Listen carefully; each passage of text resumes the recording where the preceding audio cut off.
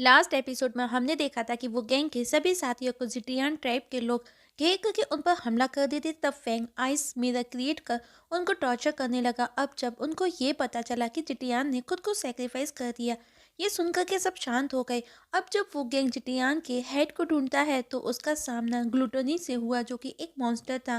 तभी उसे कहीं दूर जिटियान का हेड भी नजर आया, पर वो मॉन्स्टर गुस्से में सबको निकलने की कोशिश करता है, जिसमें नेजा उसके मुंह में खींचा चला जाता है। उसे बचाने के लिए वो गैंग भी उस मॉन्स्टर के मुंह में कूद जाता है। तो दोस्तों, देखेंगे आज के एक्सप्रेशन में क्या होगा।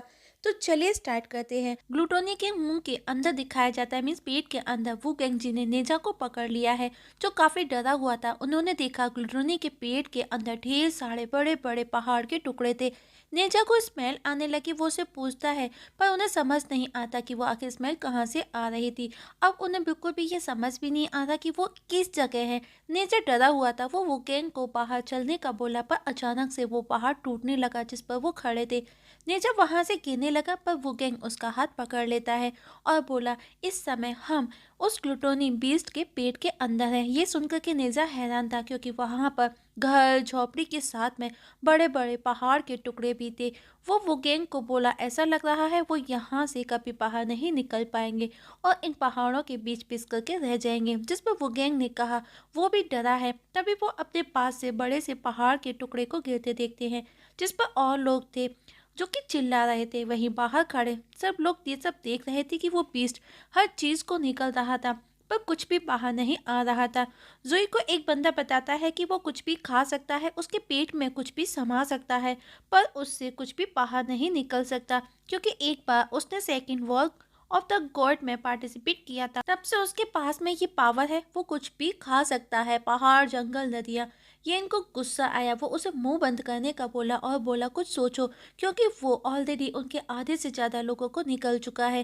तब वापस से एक बंदा बोला, वो सही बोला, क्योंकि उस लड़ाई ने हमारी चिटियान देश और तुम्हारी च्यू देश को अदर रेसेस के साथ मिलकर के युद्ध के मैदान में एक साथ ड्रैगन के अगेंस्ट फाइट करने के लिए 5 रेसेस का गठबंधन किया था, जिसमें हमारा क्लैन सबसे आगे था। पर आप सभी खुद को बचाने के लिए निकल गए।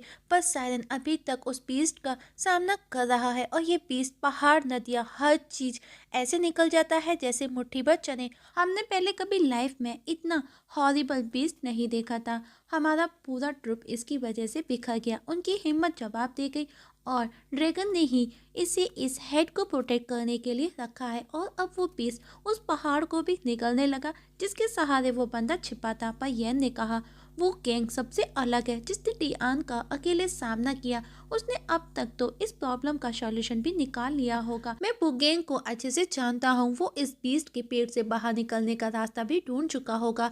तब चिटियान रेस का बंदा बोला, तुम उनका इंतजार कर रहे हो जो इस समय अंधकार के पाताल में है। वो इस समय ऐसी दुनिया में है जहाँ से लौटना नामुमकिन है। वो उस जगह अपनी सोल को खो देंगे और सोने का हिस्सा बन जाएंगे, और उनका नामो निशान तक तुमको नहीं मिलने वाला। वहीं ग्लूटोनी के पेट में दिखाया जाता है नेजा वो गैंग को, जो कि एक पहाड़ से लटके हैं, पर अब वो पहाड़ भी गिर जाता है तो वो दोनों भी गिरने लगे। नेजा तो पहाड़ के बीच में फंस जाता है, वो गैंग भी पहाड़ों के बीच में फंसा था।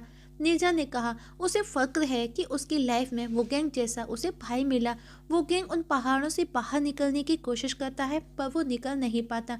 तभी उसकी नज़र एक होल पर पड़ी जहाँ पर सभी चीज़ें समा रही थी, जहाँ पर उसे कुछ स्पार्क करता हुआ नजर आया, जो हजारों साल पुराना लग रहा था, पर वो अभी भी वही नए के जैसा स्पार्क कर रहा था।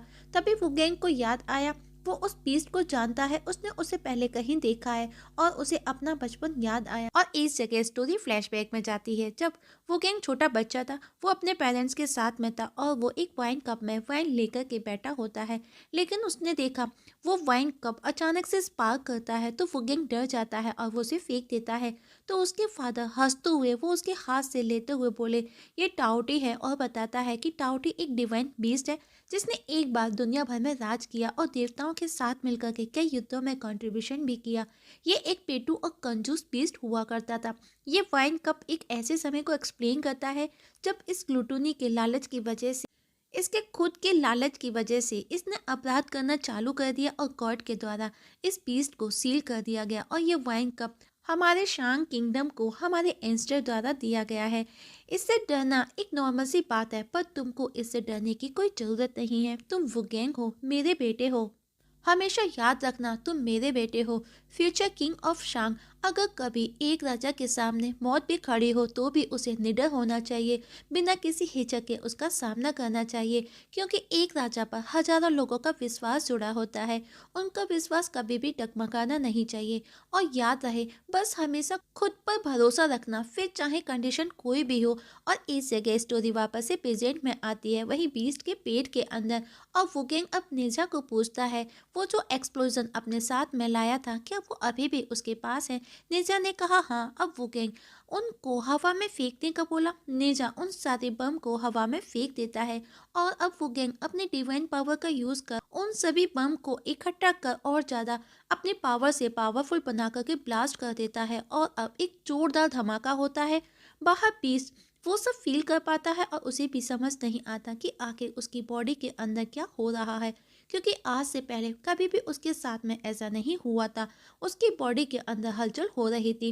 तब येन उसी बंदे को बोला, तुमने कहा था कि ये जो भी निकलता है वो कभी बाहर नहीं आता, पर वुकिंग आज उसके अंदर से हजारों साल पुराना सब बाहर बाहर निकाल करके रहेगा।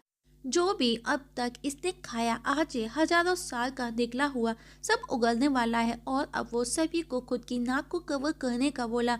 सब उस बीज से अब दूर भागे और इतने में ही वो बीज भी वॉमिट कर देता है। और उस वॉमिट के कचरे में वो गैंग और नेजा भी सही सलामत बाहर निकल आए। उन्हें सही सलामत देख करके सब हैरान थे, क्योंकि उन दोनों को एक खरोच तक नहीं आई थी, जबकि बीस्ट के अंदर आग का बबूला था। अब वुकिंग हंसते हुए बोला, मैंने पहले ही कहा था, एक छोटा सा जानवर मेरा कुछ भी नहीं बिगाड़ सकता, जबकि वो बीस्ट बहुत बड़ा था।